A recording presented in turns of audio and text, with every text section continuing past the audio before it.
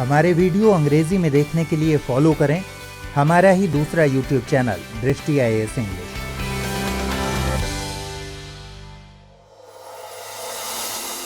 प्रिय व्यूअर्स, दृष्टि IAS के नए प्रोग्राम प्रीलिम्स प्रैक्टिस क्विज में हम UPSC और अलग अलग स्टेट PCS की प्रारंभिक परीक्षाओं में पूछे गए सवालों को विश्लेषण के साथ हल करेंगे। जानकारी के साथ साथ सही उत्तर का चयन करते समय कौन से ट्रिक कारगर साबित होते हैं उन्हें भी सीखेंगे।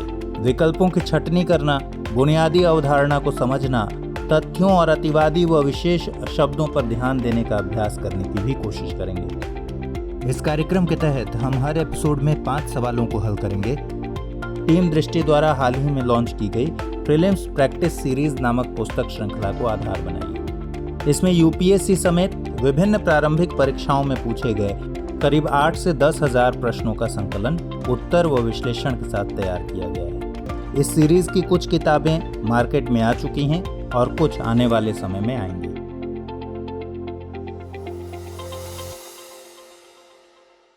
प्रीवियस प्रैक्टिस क्विज के सेशन 15 में आपका स्वागत है। शुरुआत करते हैं पहले सवाल से। कभी कभी समाचारों में दिखाई पड़ने वाले घरेलू अंश आवश्यकता यानी डोमेस्टिक कंटेंट रिक्वायरमेंट पद का संबंध किससे है? हमारे देश में सौर शक्ति उत्पादन का विकास करने से, हमारे देश में विदेशी टीवी चैनलों को अनुज्ञप्ति प्रदान करने से, हमारे देश में खाद्य उत्पादों को अन्य देशों को निर्यात करने से, या विदेशी शिक्षा संस्थाओं को हमारे देश में अपने परिसर स्थापित करने की अनुमति देने से। प्रिय व्यूअर्स, DCR यानी डोमेस्टिक कंटेंट रिक्वायरमेंट टर्म सौर ऊर्जा के उत्पादन से संबंधित है।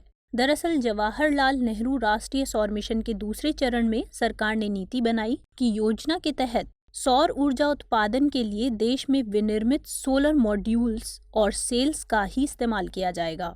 चीन जैसे देशों से ये उत्पाद काफी सस्ती दरों में मिल जाते हैं। ऐसे में एक तो हमारे देश में इन उत्पादों का कम उत्पादन होता है, दूसरा बाहर से आए सस्ते उत्पाद घरेलू विनिर्माताओं को नुकसान पहुंचा सकते हैं। इस मकसद से DCR पॉलिसी अपनाई गई। भारत के इस फैसले के खिलाफ विश्व व्यापार संगठन में सबसे पहले 2013 में मामला दर्ज किया गया। इसके बाद WTO ने भी भारत की इस नीति को WTO के नियमों के खिलाफ बताया था। इसके बाद भारत ने भी अमेरिका, चीन, मलेशिया और ताइवान के खिलाफ एंटी डंपिंग मामला दर्ज किया था। तो इस तरह इस प्रश्न का सही उत्तर है A, हमारे देश में सौर शक्ति उत्पादन का विकास करने से। क्वेश्चन नंबर 2, राष्ट्रीय कृषि बाजार यानी नेशनल एग्रीकल्चर मार्केट स्कीम को क्रियान्वित करने का या के क्या लाभ है या हैं? पहला, यह कृषि वस्तुओं के लिए सर्व भारतीय इलेक्ट्रॉनिक व्यापार पोर्टल है। दूसरा, यह कृषकों के लिए राष्ट्रव्यापी बाजार सुलभ कराता है जिसमें उनके उत्पाद की गुणवत्ता के अनुरूप कीमत मिलती है। नीचे दिए गए कूट का प्रयोग कर सही उत्तर चुनिए। ऑप्शंस हैं केवल 1, केवल 2, 1 और 2 दोनों, न तो 1 और ना ही 2।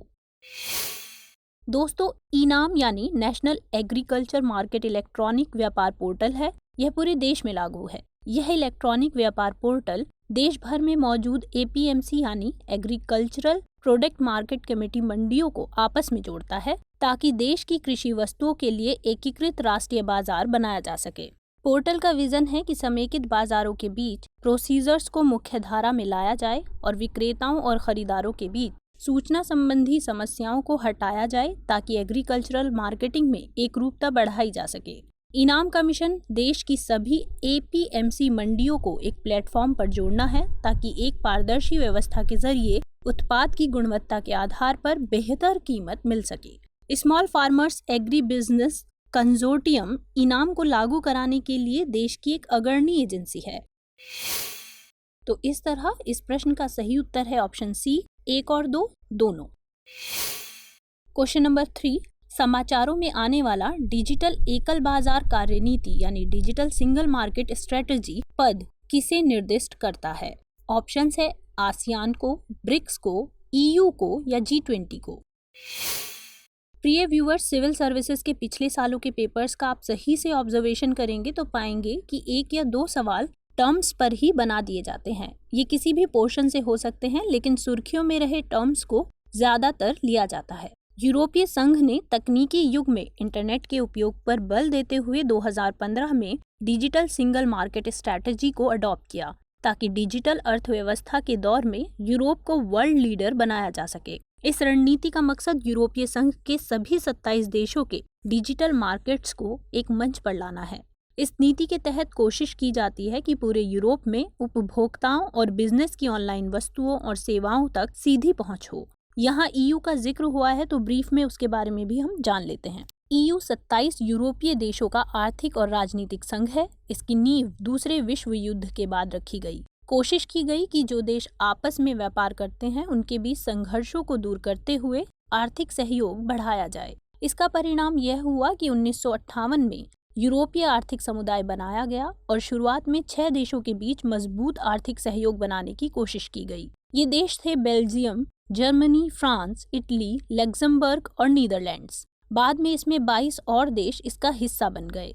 31 जनवरी 2020 को ब्रेक्जिट हुआ और यूके इससे बाहर हो गया। अब यह संख्या 27 है। यूरोपीय आर्थिक समुदाय को यूरोपीय संघ का नाम 1993 में दिया गया। इस तरह इस प्रश्न का सही उत्तर है ऑप्शन सी, EU को।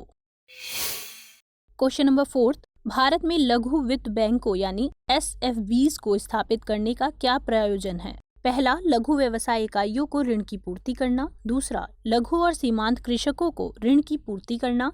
तीसरा, युवा उद्यमियों को विशेषतः ग्रामीण क्षेत्रों में व्यापार स्थापित करने के लिए प्रोत्साहित करना। नीचे दिए गए कूट का प्रयोग कर सही उत्तर चुनिए। ऑप्शंस हैं केवल 1 और 2, केवल 2 और 3, केवल 1 और 3, 1, 2 और 3। दोस्तों, अगर हमें पता है कि यहाँ तीसरा कथन गलत है तो ऑप्शंस का एलिमिनेशन किया जा सकता है। चूंकि तीसरा कथन B, C और D में है इसलिए ये सभी गलत हो जाएंगे और उत्तर A प्राप्त हो जाएगा। RBI ने निजी क्षेत्र में नए बैंकों को लाइसेंस देने के लिए सबसे पहले 2013 में कुछ दिशा निर्देश जारी किए थे। 2013 में ही RBI ने देश में बैंकिंग संरचना को लेकर डिस्कशन पेपर जारी किए थे। इस प्रपत्र में इस बात पर जोर दिया गया कि देश के जो भी इलाके बैंकिंग प्रणाली से अछूते रह गए हैं या अविकसित हैं, वहां छोटे बैंकों को खोला जाना उचित है। 2014-15 के बजट भाषण में इस तरह के बैंकों के होने की बात कही गई, जिसके लिए RBI पर जिम्मेदारी दी गई। 2014 में भारतीय रिजर्व बैंक ने SFBs को लाइसेंस देने के लिए दिशा निर्देश जारी किए। जैसा कि नाम से ही समझ आ रहा है, SFBs काफी छोटे स्तर पर काम करते हैं। वित्तीय समावेशन के लिहाज से SFBs का कॉन्सेप्ट रखा गया। दिशा निर्देशों में इसके 2 उद्देश्य रखे गए। पहला, जनसंख्या के ऐसे वर्ग तक जहां अभी तक बैंकिंग सेवाएं नहीं पहुंची या विकसित नहीं है, वहां बचत वाहक के रूप में काम करना। और दूसरा, छोटे व्यावसायिक इकाइयों, छोटे और सीमांत किसानों, सूक्ष्म और छोटे उद्योगों, दूसरे असंगठित क्षेत्र की इकाइयों तक इस तरह वित्त की पूर्ति करें कि उसमें तकनीकी का अधिक उपयोग हुआ हो लेकिन उनके संचालन में कम से कम लागत आए। इस तरह पहले 2 कथन ही यहाँ सही हैं। कोई भी ऐसा व्यक्ति जो निवासी व्यक्ति या पेशेवर है और बैंकिंग तथा वित्त में 10 सालों का अनुभव हो और ऐसी कंपनी या सोसाइटी जिस पर निवासियों का मालिकाना हक है, वे भी SFBs के प्रमोटर बनने के लिए योग्य होंगे। पूंजी की मांग की बात करें तो SFBs के लिए न्यूनतम पेड अप समता पूंजी 100 करोड़ रुपए होनी चाहिए। इन बैंकों को नियमित तौर पर अपनी जोखिम भारित संपत्ति का 15% हिस्सा पूंजी पर्याप्त अनुपात के तौर पर रखना जरूरी है। इस तरह इस प्रश्न का सही उत्तर है ऑप्शन ए, यानी पहले 2 कथन ही सही हैं। क्वेश्चन नंबर 5, एकीकृत भुगतान अंतरापृष्ठ यानी यूनिफाइड पेमेंट्स इंटरफेस UPI को कार्यान्वित करने से निम्नलिखित में से किसके होने की सर्वाधिक संभाव्यता है? ऑप्शन है, ऑनलाइन भुगतानों के लिए मोबाइल वॉलेट आवश्यक नहीं होंगे। लगभग 2 दशकों में पूरी तरह भौतिक मुद्रा का स्थान डिजिटल मुद्रा ले लेगी। FDI अंतर्वाह में भारी वृद्धि होगी। या निर्धन व्यक्तियों को उपदानों यानी सब्सिडीज का प्रत्यक्ष अंतरण यानी डायरेक्ट ट्रांसफर बहुत प्रभावकारी हो जाएगा।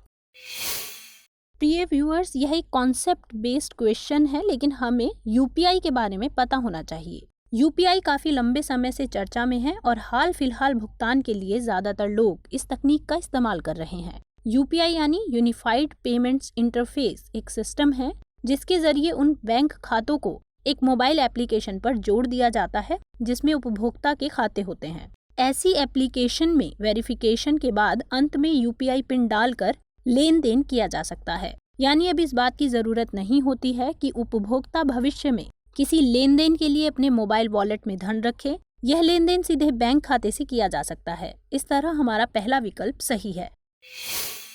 तो इसका उत्तर होगा ऑप्शन ए। आज के सेशन में इतना ही, मिलते हैं नए सेशन में।